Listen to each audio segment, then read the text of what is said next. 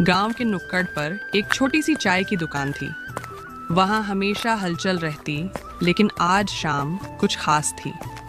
रामू और श्यामू, दो पक्के गरीब दोस्त जो अपनी मस्ती और बातों के लिए मशहूर थे, वहां बैठे चाय की चुस्कियां ले रहे थे। यार श्यामू, ये चाय वाला भी कमाल का है। चाय में इतना पानी डालता है, लगता है हम समंदर पी रहे हैं। सही कह रहा है। मैंने तो एक बार पूछा था, भाई दूध क्यों नहीं डालते? तो बोला, गाय मुझसे नाराज है। वैसे श्यामू, तेरा क्या ख्याल है, अगर हम भी चाय की दुकान खोल लें तो? देख भाई, दुकान खोलना आसान है, लेकिन चाय बनाना तुझसे नहीं होगा। तेरा खाना भी ऐसा होता है कि आदमी खाए तो अस्पताल जाए। अबे, खाना खराब नहीं होता, लोग बेईमान हैं, मुफ्त में खाकर भाग जाते हैं। हाँ, और जो बेचारे भाग नहीं सकते वो खड़े खड़े तेरा खाना पचाने की कोशिश करते हैं। अरे भाई, चाय पीनी है तो पियो, नहीं तो अपनी दुकान खोल लो और मुझे आराम करने दो। भाई, तेरी दुकान में आराम करने के लिए ही तो आते हैं, घर पर तो बीवी खोपड़ी खा जाती है। सही कहा रामू, तेरी बीवी की आवाज सुनकर तो कुत्ते भी भौंकना बंद कर देते हैं।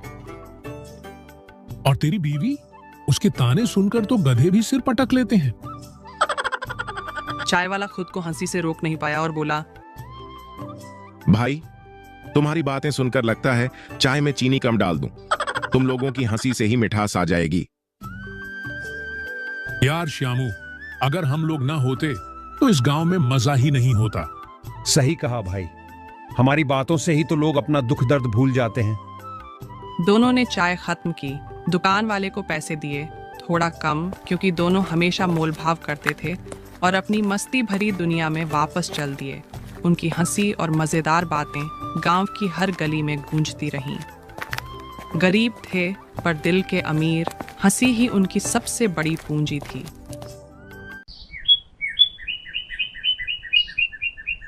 गांव के साहूकार ने फिर से धमकी दी है। कह रहा था, अगर इस बार पैसे नहीं मिले तो वो हमारे खेत ले लेगा। मैं अपनी जान दे दूंगा, पर ये खेत किसी और को नहीं दूंगा। ये हमारी इज्जत है।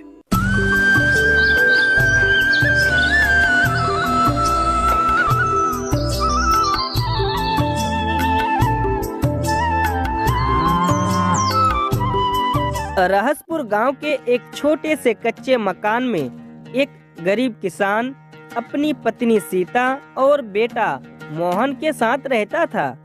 रमेश की जिंदगी खेतों के भरोसे ही चलती थी, लेकिन इस साल बारिश ने जैसे उसका साथ ही छोड़ दिया। फसलें सूख गई और कर्ज का बोझ सिर पर चढ़ गया। रमेश, घर में खाने के लिए कुछ भी नहीं बचा। बच्चे को आज सिर्फ आधा रोटी देकर सुला दिया। अब कल क्या करेंगे? मैंने पाटिल से बात की थी, शायद कुछ उधार दे दें, लेकिन वो भी अब मना कर रहे हैं। कहते हैं कि पहले पुराना कर्ज चुकाओ। मोहन मासूमियत से, बाबा, हमें स्कूल कब जाना है? मास्टर जी कहते हैं पढ़ाई के बिना कुछ नहीं मिलेगा। हमारे खेत में मेहनत करते करते तुम्हारी हालत बिगड़ गई है, पर फसल से कुछ नहीं मिला। क्या यही है हमारी जिंदगी? सीता, मैं क्या करूं? खेत हमारा सपना था। हमारे बाप दादा इसी पर जिए, और मैं भी यही सोचता था कि ये हमें कभी भूखा नहीं रखेगा। पर अब लगता है ये खेत ही हमें खा जाएगा।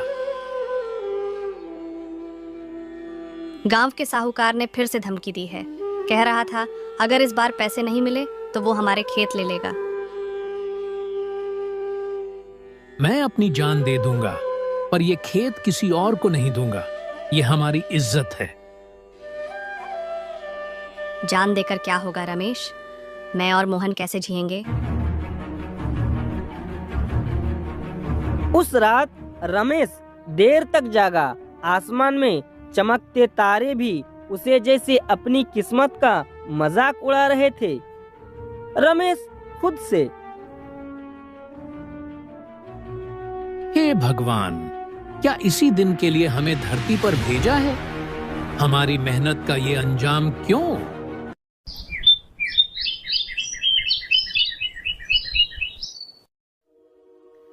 अगले दिन सुबह रमेश गांव के चौपल पर गया। उसने सरपंच और गांव के बड़े बुजुर्गों से मदद की गुहार लगाई, लेकिन हर जगह से सिर्फ उम्मीद के खोखले शब्द मिले। उस रात रमेश घर नहीं लौटा। सीता ने सारा गांव छान मारा, लेकिन उसका कोई पता नहीं चला। मोहन माँ से बार बार पूछ रहा था, बाबा कहाँ गए? और सीता की आंखें आसमान की ओर थी, जैसे किसी जवाब का इंतजार कर रही हो। गांव के चौपल पर रमेश ने साहूकार से आखिरी बार बात की। साहूकार जी, खेत गिरवी रख देता हूँ, थोड़े पैसे दे दो।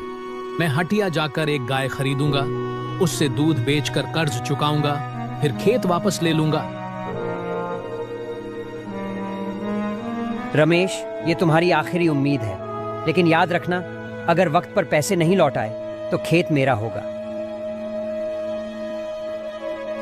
रमेश ने भारी मन से कागजों पर अंगूठा लगा दिया। सीता ने ये सब चुपचाप देखा, लेकिन उसका दिल रो रहा था।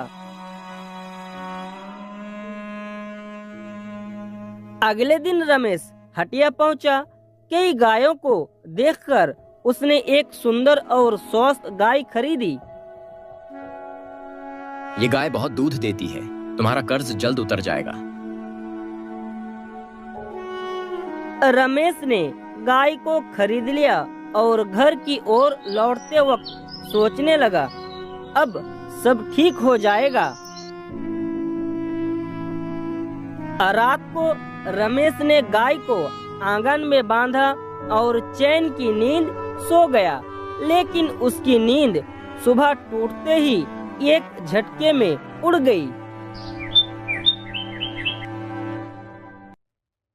रमेश, गाय कहीं नहीं दिख रही।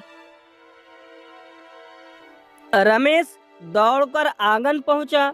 गाय का कोई नामो निशान नहीं था, बस टूटी हुई रस्सी पड़ी थी।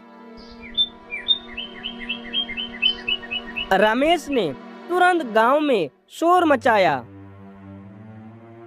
मेरी गाय चोरी हो गई है, किसी ने कुछ देखा क्या? गांव वाले इकट्ठे हुए, लेकिन कोई मदद नहीं कर सका। रमेश, गाय ढूंढने की कोशिश करो, लेकिन इस गांव में कोई चोर नहीं है, शायद बाहर के किसी ने ली हो।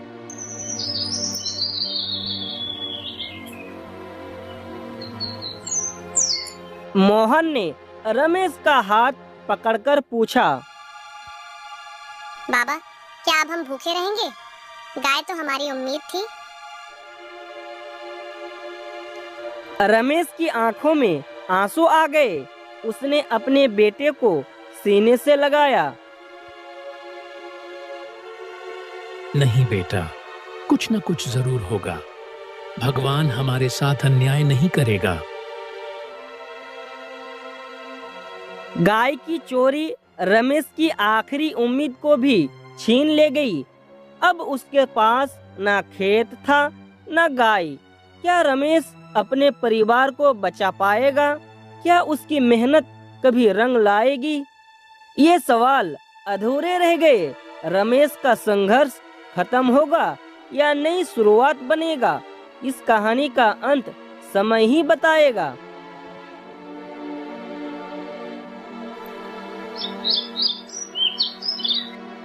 गाय की चोरी ने रमेश और सीता को पूरी तरह तोड़ दिया, लेकिन उनके पास हार मानने का समय नहीं था। रमेश, अब बैठने से कुछ नहीं होगा। हमें बच्चों के लिए कुछ करना होगा। मैं खेत नहीं बचा पाया, गाय भी चली गई, अब क्या करूं? मजदूरी करो, धीरे धीरे पैसे जुटाओ। जब तक हिम्मत है तब तक हारने का सवाल ही नहीं उठता।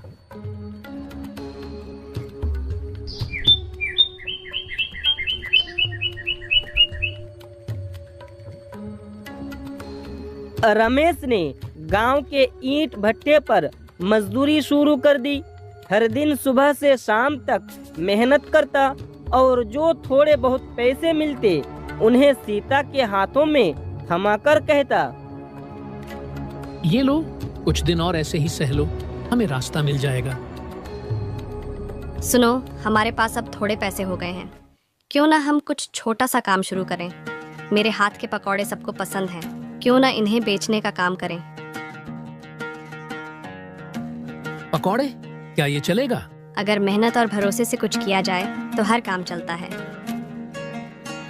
रमेश और सीता ने मिलकर गांव की मुख्य सड़क पर एक छोटी सी पकोड़े की दुकान लगाई। मैं पकौड़े बनाऊंगी और तुम ग्राहकों को संभालना। पहले दिन रमेश थोड़ा झिझक रहा था, लेकिन जब लोग रुककर पकोड़े खाने लगे तो उसका आत्मविश्वास बढ़ा। वाह, सीता के पकौड़े सच में लाजवाब हैं। अब तो रोज यहीं से खाएंगे। कुछ ही महीनों में रमेश और सीता की दुकान पूरे गांव में मशहूर हो गई। अब उनके पास इतने पैसे होने लगे कि उन्होंने साहूकार का कर्ज चुकाया और अपना खेत वापस ले लिया। सीता, देखो, हमारी मेहनत रंग लाई। हमने खेत भी बचा लिया और अब लोग हमें इज्जत से देखते हैं। रमेश, जब तक साथ है हर मुश्किल को पार किया जा सकता है। अब रमेश ने पकोड़े की दुकान को गांव के मेले में भी ले जाना शुरू कर दिया। उनकी दुकान रमेश के गरम पकोड़े के नाम से मशहूर हो गई। खेत भी फिर से लहलहाने लगा और मोहन ने स्कूल जाना शुरू कर दिया। ये कहानी हमें ये सिखाती है कि चाहे कितनी भी मुश्किलें क्यों ना आए, हिम्मत और मेहनत से हर चुनौती को पार किया जा सकता है।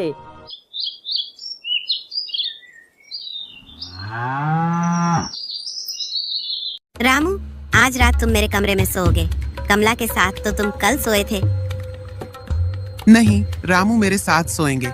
सुमन दीदी, आप हमेशा पहले का फायदा उठाती हैं। दो पत्नियां और एक पति की मजेदार कहानी। बेचारा पति रामू, जो हमेशा दोनों पत्नियों के बीच फंसा रहता है। पहली पत्नी सुमन, जो खुद को अधिक समझदार समझती है, और दूसरी पत्नी कमला, जो खुद को अधिक खूबसूरत मानती है। रामू का घर, जहां सुबह से रात तक बहस का सिलसिला चलता रहता है।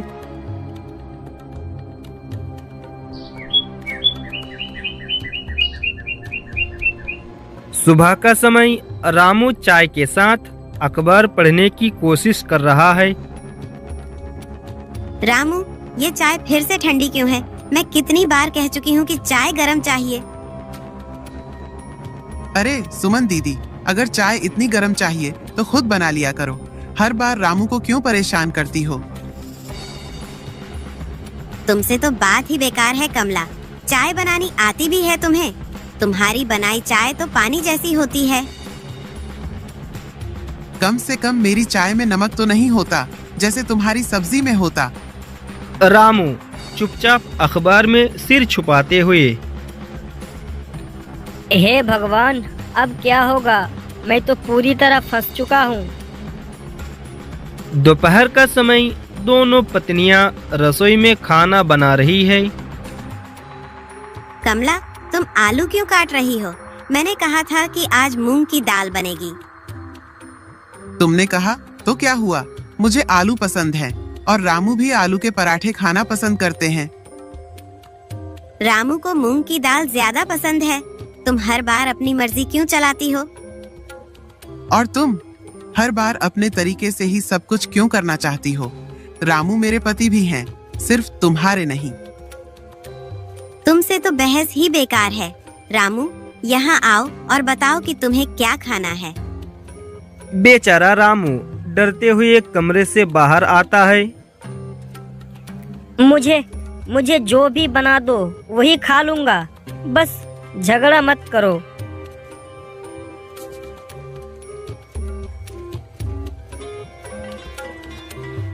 रात का समय रामू थका हारा बिस्तर पर लेटने की कोशिश कर रहा है। रामू, आज रात तुम मेरे कमरे में सोओगे। कमला के साथ तो तुम कल सोए थे। नहीं, रामू मेरे साथ सोएंगे। सुमन दीदी, आप हमेशा पहले का फायदा उठाती हैं। फायदा? मैं? तुम्हें तो शादी हुए 2 साल भी नहीं हुए और तुम मुझे यह सिखाने चली हो। तो क्या हुआ? मैं अब रामू की पत्नी हूँ और मेरे भी हक हैं। बेचारा रामू हाथ जोड़ते हुए, अरे मुझे सोने दो, मैं दीवार पर तकिया रखकर वही सो जाऊंगा, बस तुम दोनों शांत हो जाओ। रामू की स्थिति हमेशा वही रहती है। दोनों पत्नियां हर छोटी छोटी बात पर झगड़ती रहती है और बेचारा रामू कभी भी शांति से नहीं रह पाता। दोस्तों, इसलिए कहता है जब 2 शेर एक जंगल में हो तो हिरन को बचना मुश्किल हो जाता है।